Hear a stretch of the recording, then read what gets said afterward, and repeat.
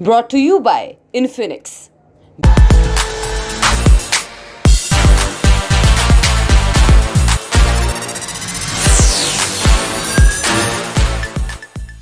America के Manhattan शहर को दुनिया के पहले परमाणु बम के लिए याद किया जाता है। इसी जगह पर वैज्ञानिकों ने परमाणु बम बनाने के लिए शुरुआती रिसर्च की थी, जिसके कारण इस प्रोग्राम को मैनहट्टन प्रोजेक्ट का नाम मिला।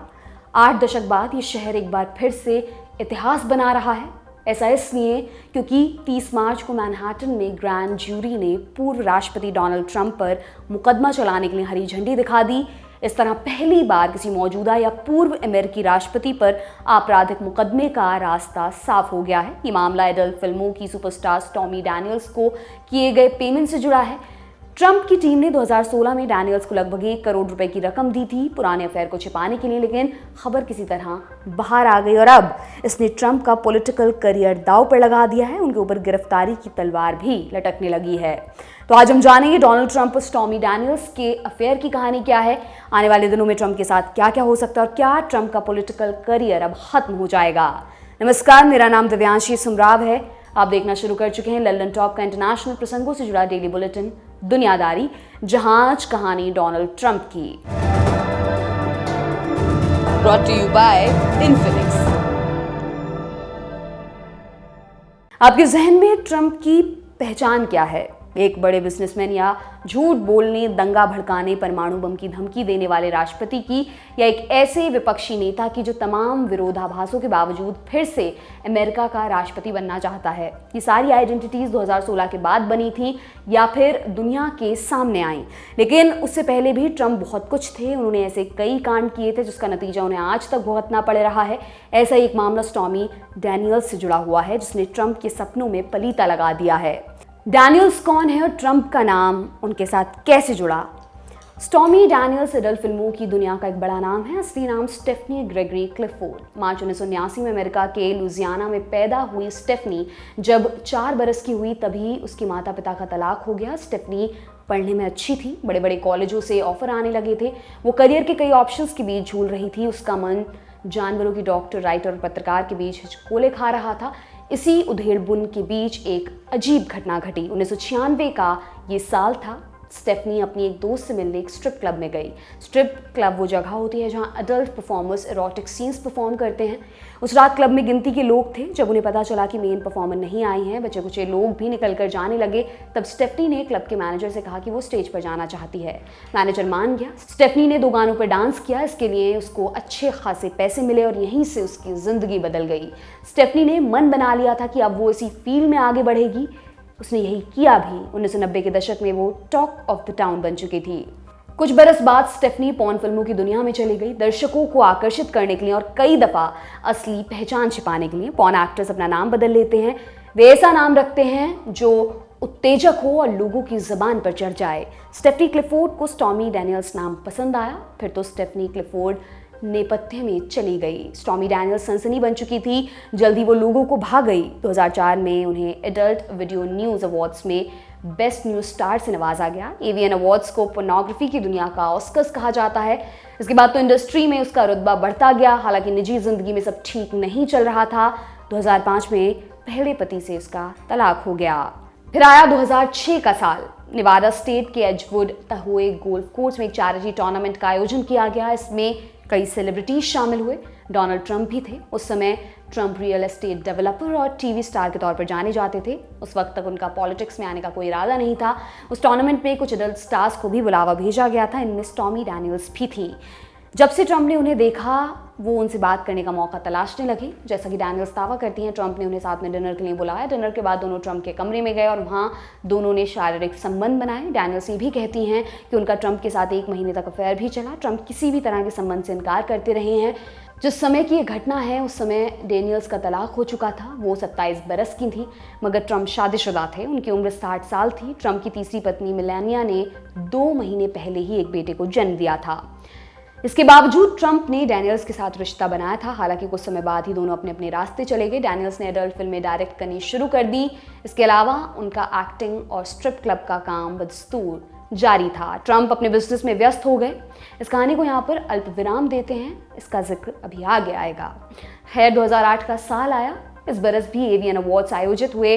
इस दफा स्टेज पर एक दिलचस्प वाकया घटा। एडल्ट फिल्मों की एक और बड़ी स्टार जेना जेमिसन ने इंडस्ट्री छोड़ने का ऐलान किया। बोली, मेरा वक्त बीत चुका है, ठहरना जरूरी हो गया है। तब जेना 34 बरस की थी। जैसा कि इतिहास रहा है, इस उम्र तक काम करने को एडल्ट फिल्मों की दुनिया में अकल्पनीय माना जाता है। स्क्रीन पर दिखने वाली चमक दमक के पीछे सच्चाई बेहद डरावनी है। इस इंडस्ट्री में एक्ट्रेस को इस्तेमाल कर फेंक देने की परंपरा रही है। अधिकांश लोग, खासकर महिलाएं, 25 की उम्र के बाद बेकार घोषित कर दिए जाते हैं। उस दौर में भी जेना और डैनियल्स ने अपनी प्रासंगिकता बचा कर रखी थी। ये बड़ी बात थी। उसी अवार्ड समारोह में डैनियल्स ने कहा, मेरे लिए अभी ठहरने का समय नहीं आया है, अभी और बहुत कुछ करना बाकी है। उनकी बात तब समझ में आई जब उन्होंने लुजियाना से सेनेटर का चुनाव लड़ने का ऐलान किया। वो बोली कि अगर मैं जीती तो एडल्ट फिल्में करना छोड़ दूंगी, मगर उन्हें ज़्यादा सपोर्ट नहीं मिला, जिसके बाद उन्होंने अपना नाम वापस ले लिया। उसी समय उनके ऊपर घरेलू हिंसा का आरोप लगा। उन पर अपने पति को घायल करने का केस था। इसके लिए उन्हें अरेस्ट भी किया गया। वो जल्द ही छूट गई। बाद में वो अपने पुराने प्रोफेशन में जुट गई।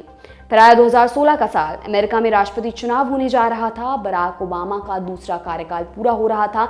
उनकी डेमोक्रेटिक पार्टी चुनावी सर्वे में पिछड़ रही थी। जिस रिपब्लिकन पार्टी की जीत की संभावना जताई जा रही थी, उसने इस चुनाव में डोनाल्ड ट्रंप को अपना उम्मीदवार घोषित किया था। असल में ट्रंप ने 2011 में ही राष्ट्रपति चुनाव लड़ने का मन बना लिया था, लेकिन उस बरस पार्टी के प्राइमरी इलेक्शन में वो खड़े नहीं हुए। 2016 आते आते सिक्का पलट चुका था। ट्रंप जुमलों से भरे भाषणों और भड़काऊ बयानों के दम पर लोगों का समर्थन बटोर रहे थे। पर्दे के सामने ट्रंप करोड़ों अमेरिकी जनता के हीरो थे, लेकिन पर्दे के पीछे कुछ और ही खेल चल रहा था। इस खेल का सूत्रधार ट्रंप का एक वकील था, माइकल कोहेन। वो ट्रंप के लिए वैध और अवैध तरीके से मामला सुलझाने का काम करता था। मसलन 2011 में स्टॉर्मी डैनियल्स ने कॉन्ट्रैक्ट कर इन टच वीकली नाम की एक मैगजीन को इंटरव्यू दिया था। इसमें उन्होंने ट्रंप के साथ अफेयर के बारे में भी बताया। द टेलीग्राफ यूके में छपी एक रिपोर्ट के मुताबिक इसकी भनक कोहेन को लग गई। उसने मैगजीन को मुकदमे की धमकी दे दी। मैगजीन ने रिपोर्ट छापने से मना कर दिया। डैनियल्स को पेमेंट भी नहीं मिली। दूसरा उदाहरण 2016 के राष्ट्रपति चुनाव से ठीक पहले का है। ट्रंप पर कई महिलाएं सेक्सुअल अब्यूज के आरोप लगा रही थीं। ये भी पता चला कि स्टॉर्मी डैनियल्स फिर से इंटरव्यू देने के बारे में सोच रही हैं। कोहेन फिर से अपने बॉस के बचाव में आया। उसने डैनियल्स को मामला दबाने के बदले लगभग 1 करोड़ रुपए की रकम दी। ये पैसे उसने अपनी जेब से दिए थे, जिसे ट्रंप ने व्हाइट हाउस पहुंचने के बाद वापस किया। कोहेन ने बाद में कहा कि ये काम उसने ट्रंप के कहने पर किया था। ट्रंप इस आरोप से भी इनकार करते हैं। खैर, कोहेन ने मामले को दबाने की भरपूर कोशिश की थी, लेकिन 2018 में ये बाहर आ ही गया। डैनियल्स ने कोहेन के नॉन डिस्क्लोजर एग्रीमेंट यानी कि NDA को खारिज करने के लिए याचिका दायर की। उनका तर्क था कि इस एग्रीमेंट पर ट्रंप ने दस्तखत नहीं किए हैं, इसलिए इसका कोई मतलब नहीं रह जाता। इसके तुरंत बाद 2011 से दबा इन टच वीकली का इंटरव्यू भी पब्लिश हो गया। फिर हंगामा मचा। डैनियल्स नेशनल न्यूज़ चैनल्स पर दिखने लगी। उनकी कहानी गॉसिप का हिस्सा बन चुकी थी। इसी समय कोहेन पर टैक्स फ्रॉड और इलेक्शन कैंपेन में धांधली की जांच भी चल रही थी। कोहेन को अरेस्ट कर लिया गया। अगस्त 2018 में उन्होंने सभी आरोप स्वीकार कर लिए।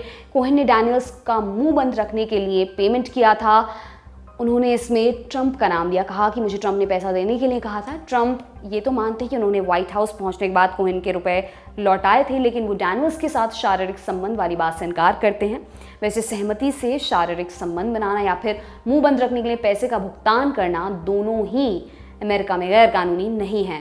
इसके बावजूद इसने ट्रंप को अपने लपेटे में ले लिया था। क्यों? इसकी 2 बड़ी वजहें थी। नंबर 1, पद की गरिमा। अमेरिका के राष्ट्रपति को दुनिया का सबसे ताकतवर शख्स माना जाता है। वो अपने देश में भी सबसे प्रतिष्ठित होता है। उससे हमेशा उच्चतम स्टैंडर्ड के व्यवहार की उम्मीद की जाती है। ट्रंप पर जो आरोप लग रहे थे, उससे उस पद की छवि धूमिल हो रही थी। इस वजह से उनके ऊपर सवाल उठे थे। नंबर 2, गलत जानकारी। डैनियल्स को 1 करोड़ की रकम चुनाव से 1 महीने पहले दी गई थी। कहा गया ये पैसा चुनाव के लिए इस्तेमाल हुआ, लेकिन पेमेंट रिकॉर्ड्स में इसे शामिल नहीं किया गया। ये इलेक्शन के लिए तय नियमों के खिलाफ था। ट्रंप ने इसे लीगल खर्चे के तौर पर दिखाया था, मगर उस वक्त कोहेन दलाल के तौर पर काम कर रहे थे, वकील के तौर पर नहीं। तो ट्रंप इसमें कैसे फंसे? कोहेन की स्वीकारोक्ति के बाद मैनहट्टन के डिस्ट्रिक्ट अटॉर्नी साइरस वांस जूनियर ने ट्रंप की कंपनी के खिलाफ जांच शुरू की। वो देखना चाहते थे कि कंपनी ने न्यूयॉर्क के कानूनों का उल्लंघन तो नहीं किया है। उसी समय केंद्र की लॉ एजेंसियां भी इस मामले की जांच में जुटी थी। इसी वजह से साइरस को अपनी जांच रोकनी पड़ी। अगस्त 2019 में केंद्र की जांच पूरी हो गई। तब साइरस ने अपनी फाइल खोली। उन्होंने ट्रंप की कंपनी और उनके अकाउंट्स की देखभाल करने वाले फर्म से टैक्स रिटर्न से जुड़े पुराने रिकॉर्ड्स मांगे। ट्रंप के वकील इसके खिलाफ अदालत चले गए। उनका कहना था कि सिटिंग प्रेसिडेंट के ऊपर आपराधिक जांच नहीं बिठाई जा सकती। जुलाई 2020 में सुप्रीम कोर्ट ने ट्रंप की याचिका खारिज कर दी, कहा कि राष्ट्रपति कानून से ऊपर नहीं है, उन पर जांच चलेगी। ट्रंप ने फिर अड़ंगा लगाने की कोशिश की, मगर उन्हें सफलता नहीं मिली। जनवरी 2021 में ट्रंप का कार्यकाल खत्म हो गया और फरवरी में उन्हें टैक्स रिटर्न से जुड़े सारे रिकॉर्ड वॉन्स को सौंपने पड़े। मार्च 2021 में प्रोसिक्यूटर्स ने ट्रंप की कंपनी के चीफ फाइनेंशियल ऑफिसर एलन विजलबर्ग को निशाने पर लिया। एलन ने पहले तो मुंह खोलने से मना किया, बाद में उन्होंने टैक्स फ्रॉड के आरोप स्वीकार कर लिए। और फिर 2022 की शुरुआत में मैनहट्टन में डिस्ट्रिक्ट अटॉर्नी बदल गया। एल्विन ब्रैग मैनहट्टन के नए डीए बने। डीए अमेरिका के अलग अलग न्याय क्षेत्र में होने वाले अपराधों पर नजर रखते हैं। उनका काम कानून लागू कराना और अपराधियों को सजा दिलाना होता है। एल्विन ब्रैग ने पद संभालते ही ट्रंप के केस को ठंडे बस्ते में डाल दिया। इसके विरोध में उनके 2 करीबी अफसरों ने इस्तीफा दे दिया। इसको लेकर ब्रैग की भयानक आलोचना हुई। आखिरकार अगस्त 2022 में ब्रैग ने फाइल फिर से खोलने का ऐलान किया। दिसंबर 2022 में ट्रंप की कंपनी पर टैक्स फ्रॉड का आरोप तय कर दिया गया। जूरी ने माना कि कंपनी ने टैक्स चुकाने में भारी हेरफेर की है। जनवरी 2023 में ब्रैग ने एक नई ग्रैंड जूरी का गठन किया डैनियल्स और दूसरी महिलाओं को किए गए पेमेंट के सिलसिले में। इसमें माइकल कोहेन बतौर गवाह पेश हुए। ग्रैंड जूरी की सुनवाई अक्सर बंद दरवाजे के पीछे होती है। इसमें सबूतों और गवाहों को पेश किया जाता है। सुनवाई में ये देखा जाता है कि आरोपी पर मुकदमा चलाया जा सकता है या फिर नहीं। फिर मार्च 2023 में जूरी ने ट्रंप को अपना पक्ष रखने के लिए बुलाया। तभी माना जाने लगा था कि ट्रंप पर लगे आरोप पुष्ट हो गए हैं, अब मुकदमा आगे बढ़ सकता है। ट्रंप को गिरफ्तारी का अंदेशा हो चुका था। 18 मार्च को उन्होंने लोगों से सड़कों पर उतरने के लिए कहा, लेकिन उस समय उन्हें गिरफ्तार नहीं किया गया। फिर 30 मार्च को रिपोर्ट आई कि ग्रैंड जूरी ने अपना फैसला सुना दिया है। ट्रंप पर चार्ज लगाया जा सकता है। अभी ये पुष्ट नहीं है कि उनके ऊपर कौन से चार्ज लगेंगे, लेकिन क्रिमिनल केस का रास्ता खुल चुका है। ट्रंप इस तरह के चार्ज झेलने वाले पहले अमेरिकी राष्ट्रपति बन चुके हैं।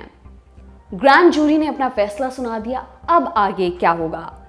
ट्रंप फ्लोरिडा में रहते हैं। मीडिया रिपोर्ट्स के मुताबिक वो 3 अप्रैल को न्यूयॉर्क आ सकते हैं। उन्हें प्रोसिक्यूटर्स के सामने पेश होना होगा। वहाँ पर उनके ऊपर लगाए गए चार्जेस पढ़े जाएंगे। बड़े आपराधिक मामले में आरोपी को हथकड़ी लगाकर कोर्ट में पेश किया जाता है, तस्वीर ली जाती है, फिंगरप्रिंट्स भी दर्ज किए जाते हैं। कहा जा रहा है कि ट्रंप के वकील उन्हें वैसी स्थिति से बचाने की पूरी कोशिश करेंगे।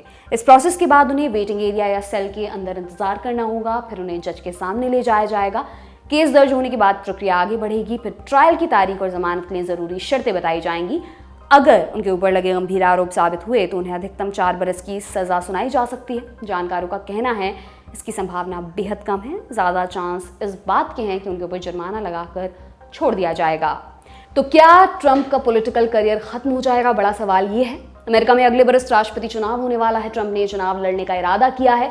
रिपब्लिकन पार्टी के अंदर उन्हें भरपूर समर्थन मिल रहा है। ग्रैंड जूरी के फैसले के बाद भी ट्रंप पीछे नहीं हटे हैं। उन्होंने बाइडेन पर आरोप लगाया कि वो बदले की कार्रवाई कर रहे हैं। ट्रंप इस बात पर अड़े हैं कि वो किसी भी कीमत पर चुनाव लड़ेंगे, अगर उन्हें सजा होती भी है तब भी।